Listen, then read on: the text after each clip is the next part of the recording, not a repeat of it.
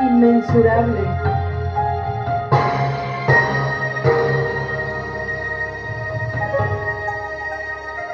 Cuando llega la tarde y el sol se oscurece y tras las colinas se oculta el sol, mirando a los cielos humana hermosura,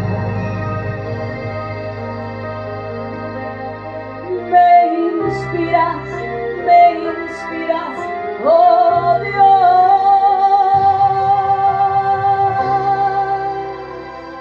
y puedo decir que todo es diferente, que yo ya no creo en la gente, ni en el poder de la mente, que creo en un Dios, en el que no hay mudanza, en el que no existe el tiempo, en el que no existe sombra de variación. El que mide las aguas en el hueco de su mano y sostiene la tierra de la nada.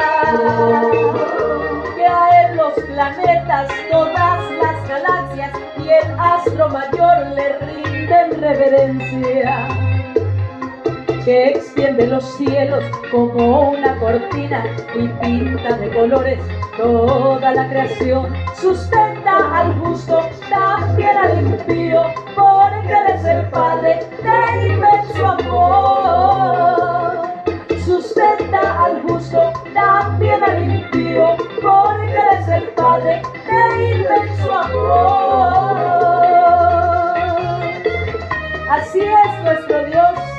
Él no hace acepción de personas, a todos nos da el sustento necesario. Lo que Él no ama es el pecado del hombre, querido amigo.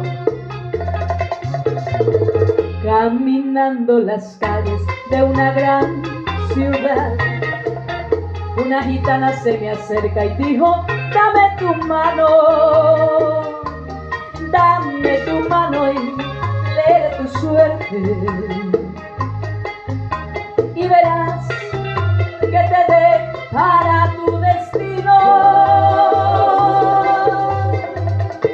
Mas yo le respondo: yo no dependo de suerte, ni creo en tus cartas, ni en el poder de la mente. Yo llevo grabado en el centro de mi alma al Dios sempiterno, al Dios que me salva. El que me encontró en un mundo perdido y con lazos de amor de allá me sacó. Oiga, me lavó con su sangre, sobre mí esculpió un nombre inmensurable, el nombre de Dios. A Él le debo todo lo que tengo, el aire que respiro, todo es de mi Dios. Hoy te lo presento, Él sí es mi futuro y lleva mi alma por sendas de luz. A Él le debo todo lo que tengo, el aire que respiro, todo es de mi Dios. Hoy te lo presento, Él sí es mi futuro y lleva mi alma por sendas de luz. Hoy te lo presento, Él sí es mi futuro y lleva mi alma por sendas de luz.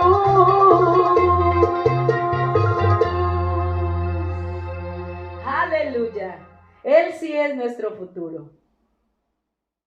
Amados hermanos, en la santísima fe de nuestro gran Dios y Salvador Jesucristo, reciban en esta ocasión un caluroso y fraternal saludo en el nombre admirable de nuestro gran Dios y Salvador Jesucristo. Si esta es la oportunidad para desearles a cada uno de ustedes lo mejor, siempre lo mejor de parte de Dios en lo espiritual, en lo físico, en lo material y en lo espiritual, todo lo que tiene que ver con el ministerio, el conocimiento de la palabra. Y también aprovechar el momento para darle la bienvenida a nuestro programa, al estudio bíblico, para que juntos hagamos lo que Dios dice en su palabra. Escudriñad las Escrituras, porque a vosotros os parece que en ellas tenéis salvación y ellas son las que dan testimonio de mí. Escudriñar, aprender, practicar son cosas indispensables en la vida de todo creyente. Jesús dijo, si alguno quiere saber si esta doctrina es mía, haga la voluntad de mi Padre y conocerá. De manera que para poder saber si este evangelio es lo que dice ser, pues hay que abrazarlo, hay que recibirlo. Entonces podrá tener la experiencia. Uno no puede decir no me gusta si no ha probado. Para saber si le gusta o no, tiene que saborearlo, tiene que probarlo. Los que lo hemos probado, nos quedamos con él, porque realmente es una bendición extraordinaria. Bueno, una vez más, bienvenidos a nuestro canal para disfrutar de la bendición del Señor. Seguimos con el análisis de la palabra de Dios en la carta a los Efesios. Ya tocamos el primer tema, tocamos el capítulo 2. Y para ello tenemos que leer nuevamente las escrituras.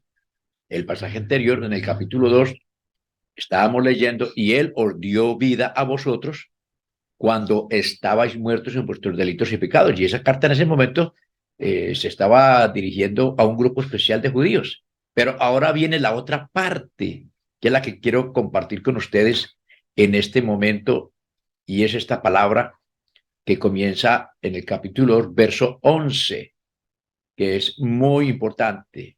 Ahora se dirige a los gentiles. Por tanto, acordaos que en otro tiempo vosotros los gentiles, en cuanto a la carne, erais llamados incircuncisión por la llamada circuncisión hecha con mano en la carne. En aquel tiempo estabais sin Cristo, alejados de la ciudadanía de Israel y ajenos a los pactos de la promesa, sin esperanza y sin Dios en el mundo. Pero ahora en Cristo Jesús, vosotros, que en otro tiempo estabais lejos, habéis sido hechos cercanos por la sangre de Cristo. Porque Él es nuestra paz, que de ambos pueblos hizo uno, derribando la pared intermedia de separación, aboliendo en su carne las enemistades, la ley de los mandamientos expresados en ordenanzas, para crear en sí mismos de los dos un solo y nuevo hombre, haciendo la paz, y mediante la cruz reconciliar con Dios a ambos en un solo cuerpo, matando en ellas las enemistades. Dejemos hasta allí la lectura de la palabra de Dios. Acordaos que en otro tiempo, haciendo una conexión o empalme con el tema que traíamos, hablábamos de tres muertes: la muerte espiritual, la muerte física y la muerte eterna. Son cosas que toca la Biblia. Por lo tanto, hay un pensamiento dentro de la teología cristiana que el que nace una vez muere dos veces, pero el que nace dos veces muere una vez. He aquí entonces la razón de ser del Evangelio, porque a través del Evangelio podemos nacer. Primero se nace físicamente y después se nace espiritualmente por la palabra eterna de nuestro Señor Jesucristo.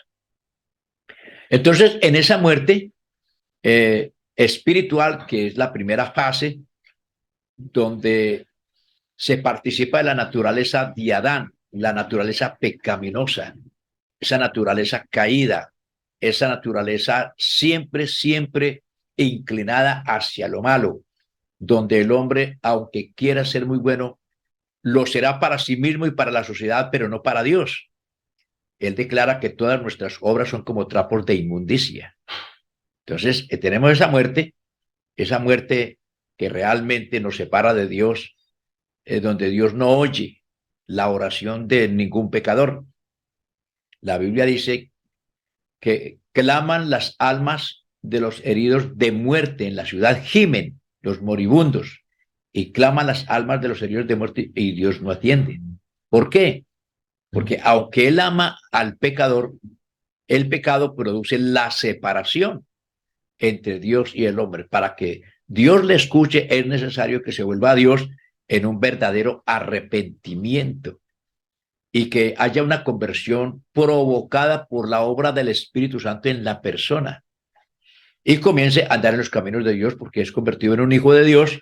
Entonces comience a hacer lo que a Dios le agrada para que Dios le escuche. De otra manera, no habrá oración que Él responda por cuanto estamos alejados de las cosas de Dios. La segunda muerte es esa parte que tiene que ver con la parte espiritual y con la parte, es decir, la más importante, porque separado de Dios es increíble. Y tenemos la muerte física, porque por cuanto la muerte entró por un hombre, también por un hombre la resurrección de los muertos, porque así como en Adán todos mueren, también en Cristo todos serán vivificados. 1 Corintios 15, 21 y 22. Y de la manera que está establecido para los hombres que mueran una sola vez y después de la muerte el juicio.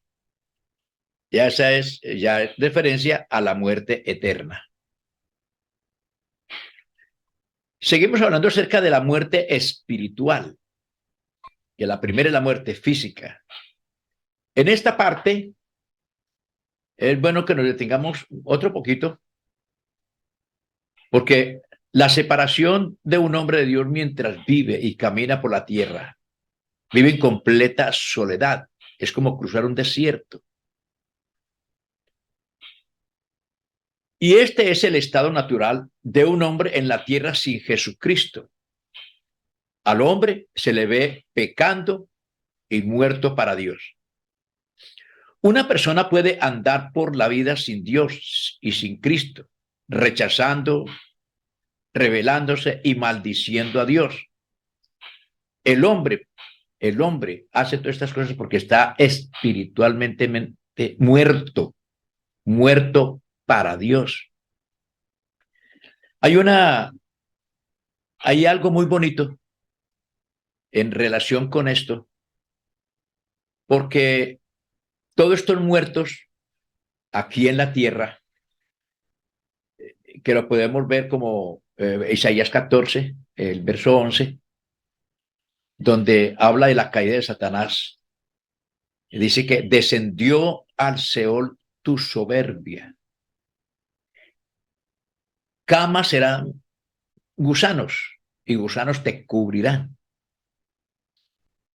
Cuando la Biblia habla de que él fue enviado al Seol, descendió al Seol tu soberbia. Él fue lanzado del cielo donde él tenía su morada junto a Dios y él hizo su lugar de operaciones en la tierra. Él es el rey de los muertos. Y sabemos que el hombre, al morir espiritualmente, entra en un estado de descomposición moral y espiritual. Porque físicamente, cuando el hombre muere, el espíritu sale, comienza ese proceso de descomposición del cuerpo, que finalmente termina en un puñado de polvo. Hablando espiritualmente, el hombre muere y también comienza ese proceso de descomposición moral, que es muy grave, por cierto. La Biblia, por ejemplo, en Romanos capítulo 1, verso 18 en adelante, Pablo está presentando al hombre que se olvidó de Dios, el hombre que se negó a darle la gloria a Dios, el hombre que se hizo sabio a sí mismo, que hizo imágenes y cambió la gloria de Dios por imágenes corruptibles. Entonces dice que Dios lo entregó a una mente reprobada para hacer cosas que no convienen. Y allí está una larga lista de lo que es el ser humano internamente. Imagínense en esas épocas. Ahora está peor. Ahora la situación del hombre es peor. Por lo tanto, el juicio de Dios no se demora. También Isaías, en el capítulo 1, del verso 5 en adelante, describe al hombre desde la coronilla de su cabeza hasta la planta de sus pies, hasta los dedos. Lo declara como una llaga podrida. Imagínense, es algo repugnante. Entonces, su estado es muy lamentable, pero realmente ese estado de descomposición es porque ha muerto espiritualmente. Por eso, el apóstol inicia esta carta diciendo, o en este capítulo 2 dice, y él os dio vida, y está hablándole a los judíos. Y él os dio vida a vosotros cuando estabais muertos en vuestros delitos y pecados. Entonces, en ese estado de muerte, impresionante, por cierto, no había forma de hablar con Dios, no había comunión con Dios. Era necesario que Dios tratara con algunos hombres, hablara por medio de ellos para hablarles, pero estos no entendían, porque el corazón del hombre se endureció terriblemente, y como dice 1 Corintios 15, 14, que el hombre natural no entiende, no percibe las cosas que son del espíritu. ¿Por qué? Porque está muerto. No oye, no ve, no entiende. Y por eso rechaza tajantemente las cosas de Dios porque no las entiende. Los que las entendemos, eso es por la gracia de Dios, porque Dios tuvo a bien revelarnos la palabra. Un ejemplo de esto es lo que aparece en Lucas capítulo 15 y del verso 32 en adelante, hablando de la parábola del hijo pródigo. Recordemos que el muchacho, el menor de la familia, pidió la herencia, el papá le dio la herencia y se fue. La escritura dice que él se fue y vivió perdidamente. Él despilfarró la fortuna que papá le dio. Él vivió como quiso, con rameras, en embriaguez y haciendo toda clase de delitos reprochables, inmundos. Y finalmente él gastó toda su herencia, toda su fortuna, viviendo perdidamente. Al estar en esta condición, llegó el momento de la reflexión porque ya no tenía nada. No tenía al papá, no tenía a sus hermanos, no tenía a los siervos, no tenía nada. Estaba totalmente abandonado. Pero viene la reflexión, volviendo en sí. Es como cuando uno está bajo los efectos de un narcótico o de bebidas embriagantes y de un momento a otro le pasa los efectos y no se encuentra en el mismo lugar donde realmente empezó. Él empezó en algún lugar bebiendo, haciendo esto, haciendo aquello, y luego el licor se apoderó de su mente, le hizo perder su conciencia, hizo una cantidad de cosas vergonzosas, en fin, y de pronto despierta y dice, bueno, ¿yo dónde estoy? Muchos despiertan en la cárcel, otros despiertan en hospitales, bueno, otros nunca despiertan, o despiertan en la eternidad. Pero cuando volvió en sí, se encontró apacentando cerdos, allá en una posilga de cerdos. Entonces reflexionó y volviendo en sí dijo, ¿cuántos jornaleros en casa de mi padre tienen abundancia de pan y yo aquí muero de hambre? El hombre dijo, voy a hacer lo siguiente, yo me voy a arrepentir, yo voy a volver a mi casa, yo no tengo por qué vivir así. Y eso se puede aplicar a la vida. Yo no tengo por qué vivir así, es que Dios no quiere que vivamos perdidamente, que vivamos esclavos del pecado, que vivamos haciendo lo malo, no. Volviendo en sí, dijo, ¿cuántos jornaleros en casa de mi padre tienen abundancia de pan y yo aquí me muero de hambre? Entonces dijo, esto haré, me levantaré, iré a mi padre y le diré, Padre, he pecado contra el cielo y contra ti, ya no soy digno de ser llamado tu hijo, hazme como uno de tus jornaleros. Reconoció que había hecho mal. Y no solamente reconoció, sino que se arrepintió en su corazón. Él tuvo el arrepentimiento y regresó a su casa. Lo bonito de toda esta historia es que el padre lo estaba esperando. Y él entonces dice, en esta palabra dice, mas era necesario hacer fiesta y regocijarnos porque tu hermano, era muerto y ha revivido. Se había perdido y es hallado. En el caso nuestro, nuestro Padre Celestial vino a buscar y a salvar lo que se había perdido. Nosotros no fuimos a buscarlo, Él vino a buscarlo, que es diferente a la historia que tenemos acá.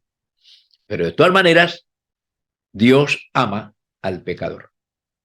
Y Él no quiere que ninguno se pierda, sino que todos procedan al arrepentimiento.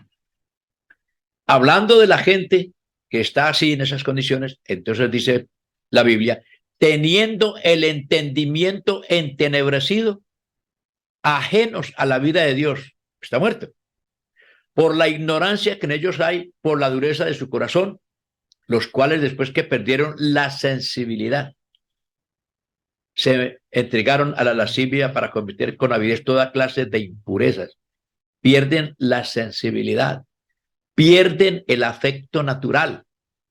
Y por eso es que no es extraño que una madre dé a luz a un hijo y lo tire por ahí a un basurero, o lo abandone por ahí en cualquier lugar.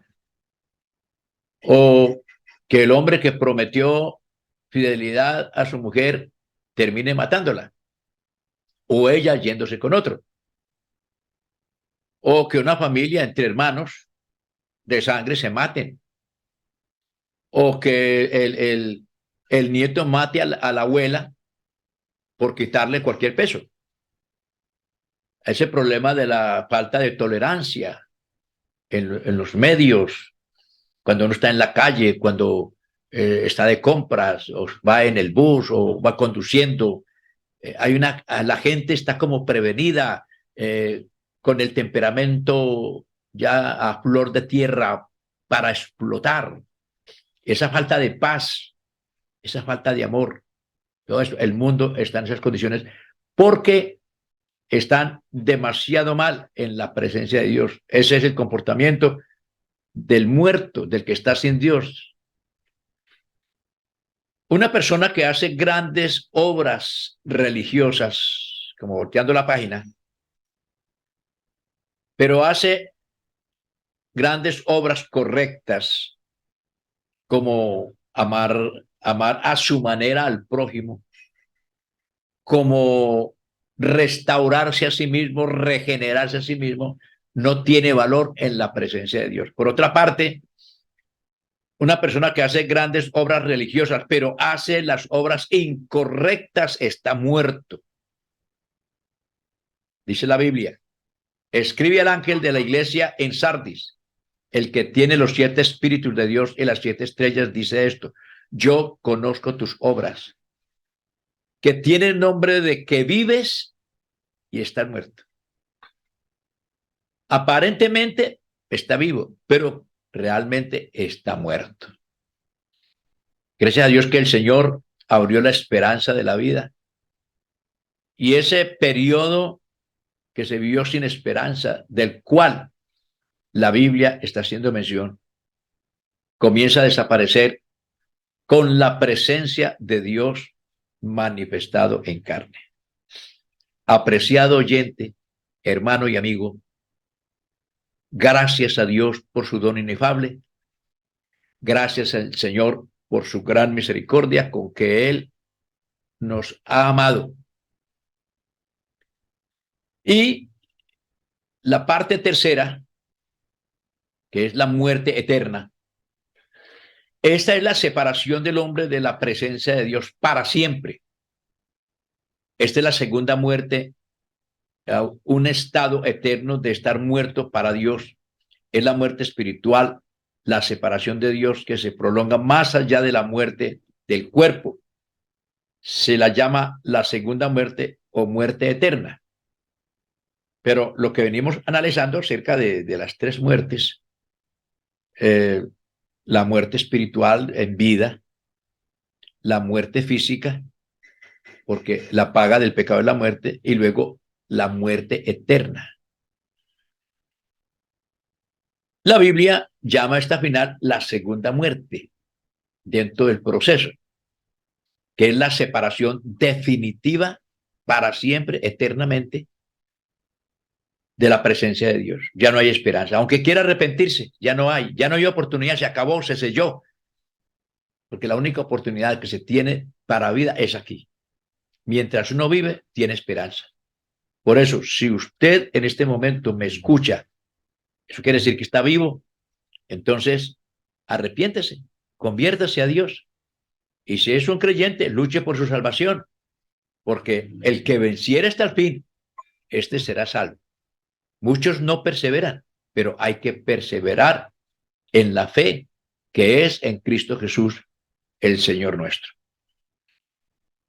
Porque la paga del pecado, repito el versículo, porque la paga del pecado es muerte, mas la dádiva de Dios es vida eterna en Cristo Jesús, Señor nuestro. Romanos 6:23. Porque el ocuparse de la carne es muerte, pero el ocuparse del Espíritu es vida y paz. Romanos 8:6. Los cuales sufrirán pena de eterna perdición, excluidos de la presencia del Señor y de la gloria de su poder. Segunda de Tesalonicenses 1:9. Y si alguno de vosotros tiene falta de sabiduría, pídala a Dios, el cual da a todos abundantemente y sin reproche, y le será dada. ¿Para qué? Para entender los propósitos eternos de Dios, para que pueda conectarse con la verdad y pueda encontrar en Cristo el camino de la vida. Un llamamiento en este momento al arrepentimiento, a la reconciliación, a enderezar nuestros pasos, a hacerlo bien, porque, como ya he mencionado, si nacimos una vez de papá y mamá, la Biblia dice, lo que nació de la carne, carne es. Eso se perderá, eso se pudre. Pero viene el nacimiento del Espíritu, según Juan capítulo 3. Entonces, el que no nace de nuevo no podrá ver el reino de Dios. De modo que si alguno está en Cristo, nueva criatura es decir, ha nacido, las cosas viejas pasaron, y aquí todas son hechas nuevas. Solamente en Cristo tenemos nosotros la esperanza maravillosa de tener la vida eterna. Solamente en Cristo. Acuda ahora, entréguese ahora al Señor Jesucristo. Deje que Él lo lave con su sangre. Deja que Él cambie tu vida. Él te transformará, te hará paz, te hará esperanza. Y lo más bonito de todo esto es ser hijo de Dios y ser heredero de la vida eterna. Que mi Señor Jesucristo te bendiga.